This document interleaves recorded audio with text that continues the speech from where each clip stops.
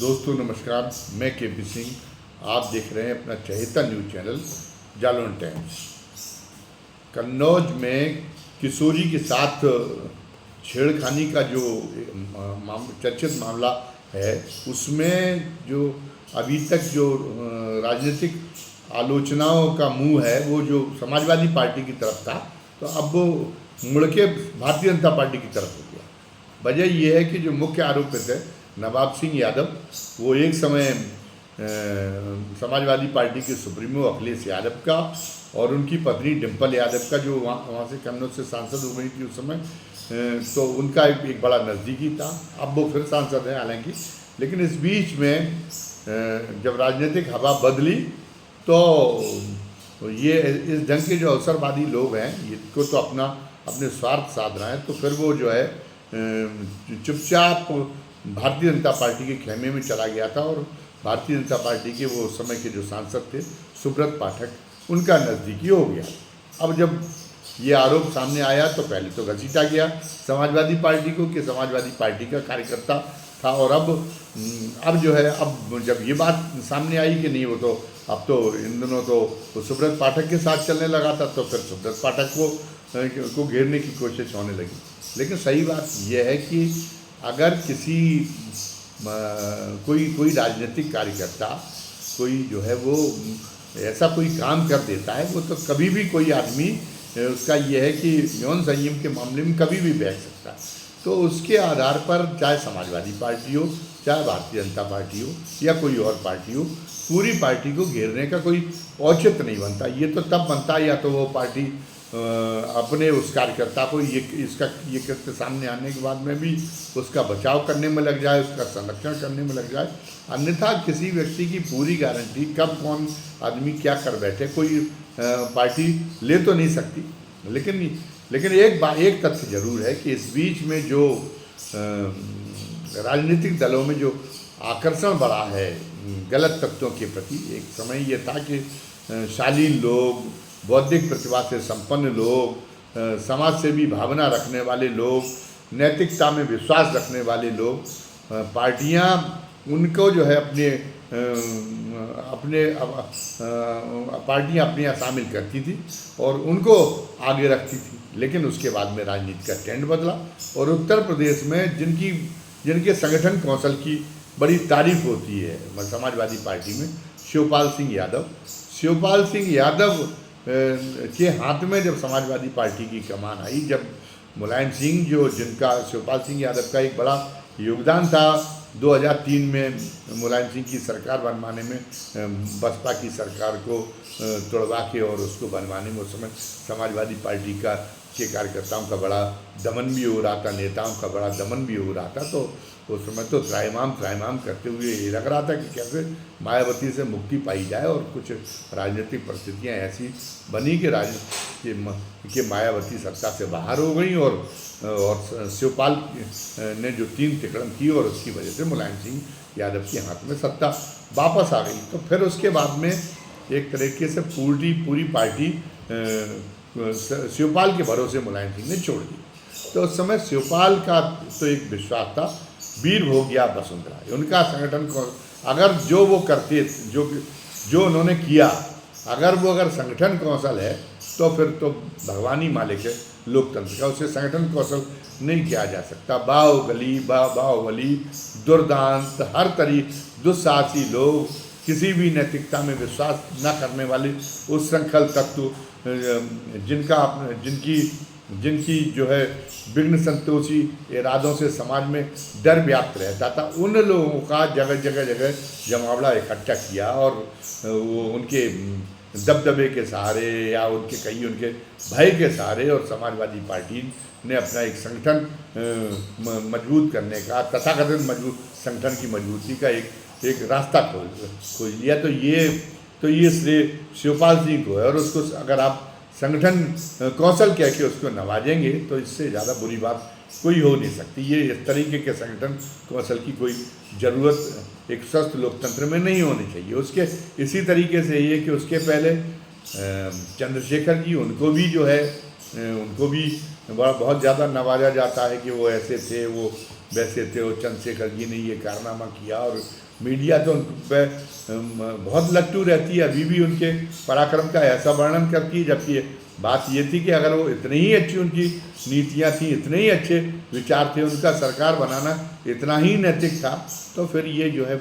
फिर उनको 4 महीने बनाम 40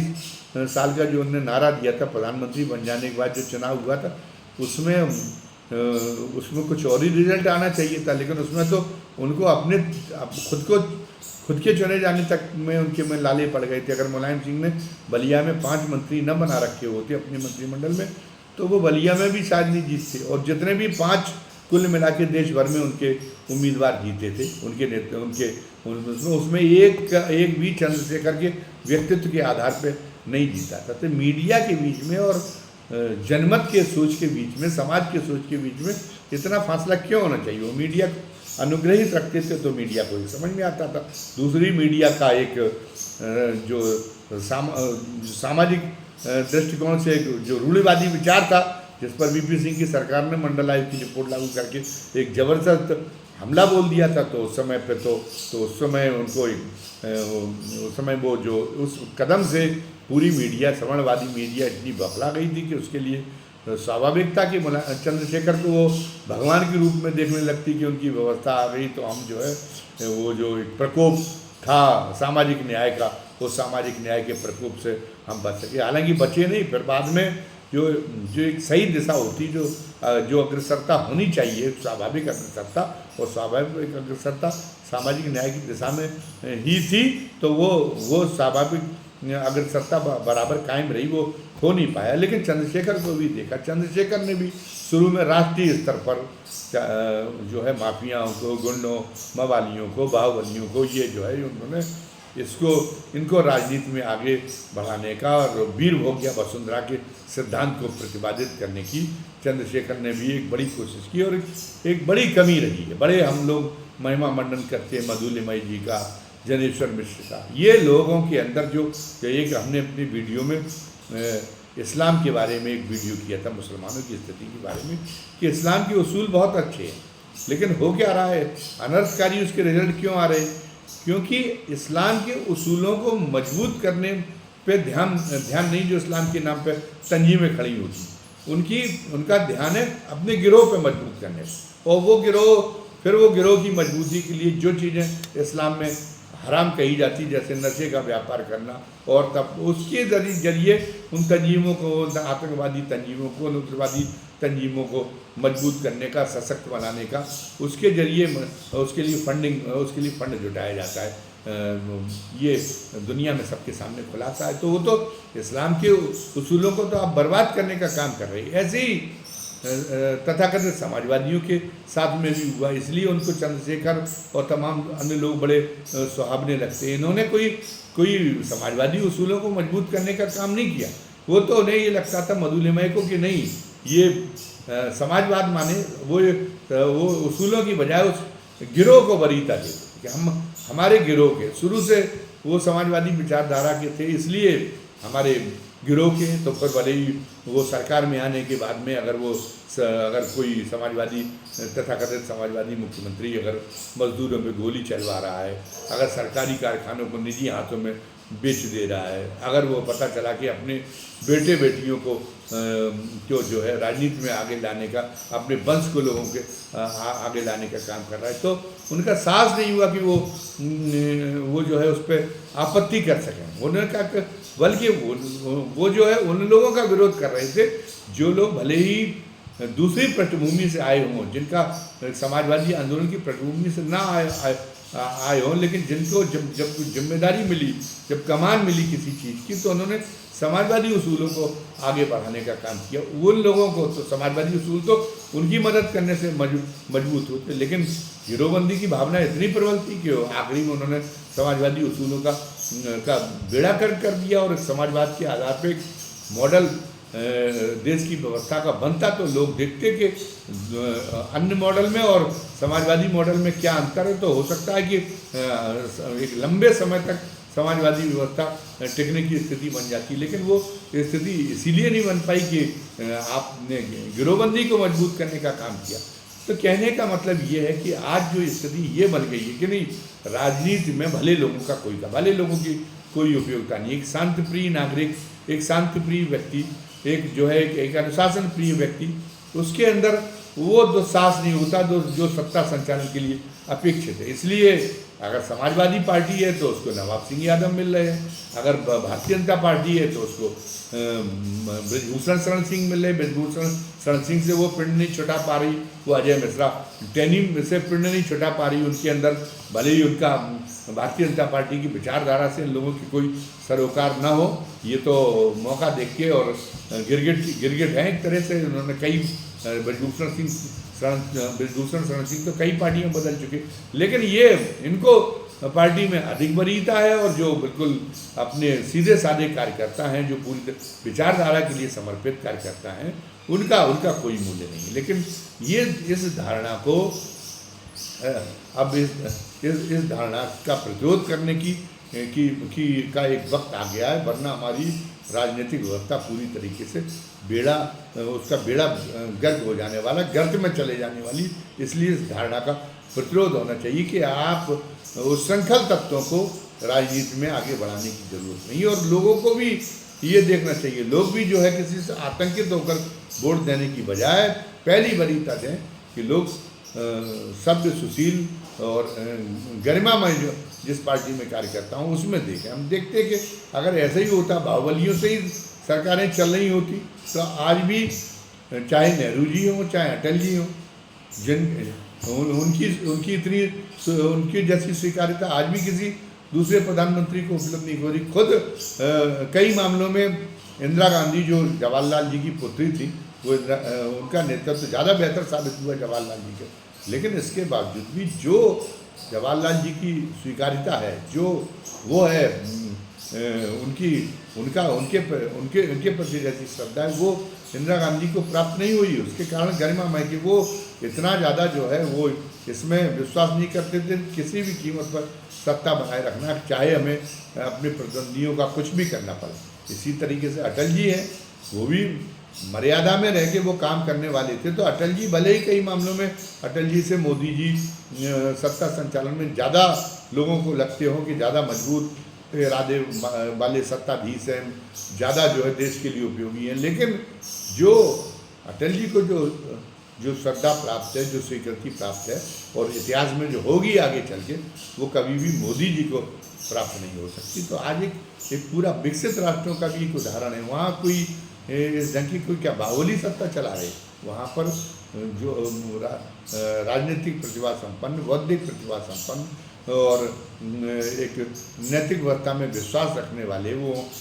जो ऐसी परंपराएं सृजित करते हैं, राजनीति में ऐसी स्वस्थ परंपराएं सृजित करते हैं जिससे समाज की नैतिक व्यवस्था भी मजबूत रहे, तो वहाँ पर वही लोग चला रहे। और वहाँ से वो और ऐसे लोगों के हाथ में जब सत्ता पहुँची तो वो देश आज शिखर पर पहुँच गए, आज वो महाशक्तियों में गिने जा रहे। हम अपने ये प्रचार कर अपने मुंह से अपनी मुंह मियाँ बेटी भले ही बने कि हम महाशक्ति हैं, लेकिन हमें पर कैपिटा इनकम, खुशहाली सूचकांक और रक्षा उत्पादन, तमाम सारे क्षेत्रों में जो हमारी दीनहीन स्थिति है वो ये बता देती है कि हम दुनिया के पैमाने पर कहाँ खड़े हैं। तो एक नवाब सिंह यादव का एक जो है उदाहरण, एक सबक है। नवाब सिंह यादव ने जो किया उसकी सज़ा उसे मिलेगी, लेकिन नवाब सिंह यादव में ऐसे कौन से लाल लटके हुए थे कि समाजवादी पार्टी भी उसे अपनाने के लिए मजबूर हुई और फिर भारतीय जनता पार्टी भी मजबूर हुई। ऐसी पुनरावृत्ति ना हो और उनकी सोच बदलें, रवायतें मिलें राजनीतिक दलों की, इससे सबक लेके नवाब सिंह जैसे लोगों के कारनामों से सबक लेके वो अपनी रवायतें बदलें और अच्छे लोगों को आगे लाने का काम करें। तो एक होगा कि हाँ, वो इतिहास से कुछ सबक सीखा गया है। तो उसकी जो ये चर्चा का विषय बना हुआ है नवाब सिंह का मामला, ये उसकी उपादेयता, कोई किसी चीज़ की अगर चर्चा होती है तो उसकी कोई सामाजिक उपयोगिता होनी चाहिए। नहीं बेवजह आप रस लेने के लिए, आप अपनी जो है विकृत जो है मानसिकता को शांत करने के लिए या मनोरंजन करने के लिए तो चर्चा नहीं होनी चाहिए। नहीं चर्चा के पीछे एक जो स्वस्थ आधार तो है वो तो वही है कि उससे समाज में कोई सकारात्मक बदलाव होना चाहिए। तो नवाब सिंह यादव ने जो किया उसके उससे सबक लेके समाज एक राजनीतिक दल सकारात्मक बदलाव के लिए प्रेरित होंगे, हम ऐसी अपेक्षा रखते हैं। आज की वीडियो में बस इतना ही। वीडियो समाप्त करने के पहले हमेशा की तरह उन दर्शकों से जो पहली बार हमारा वीडियो देख रहे हैं और जिन्हें हमारा वीडियो अच्छा लगा, उनसे हमारी गुजारिश है, निवेदन है कि वो स्वयं पहले तो हमारे चैनल को सब्सक्राइब करें, लाइक करें और शेयर करें, और उसके बाद अपने मित्रों और परिजनों को भी अधिक से अधिक संख्या में प्रेरित करें कि वो भी हमारे चैनल को लाइक, सब्सक्राइब और शेयर करें, और साथ साथ में बेल आइकॉन दबा दें ताकि हम समय समय पर ऐसे लगभग रोज़ाना ही ऐसे जो है वीडियो डालते रहते हैं, तो हर वीडियो का नोटिफिकेशन उन तक पहुँच जाया करें। और आज के वीडियो में अपनी राय कमेंट बॉक्स में लिखना ना भूलें। बस आज की वीडियो में बस इतना ही। वीडियो समाप्त करते हैं। धन्यवाद। जय हिंद, जय भारत।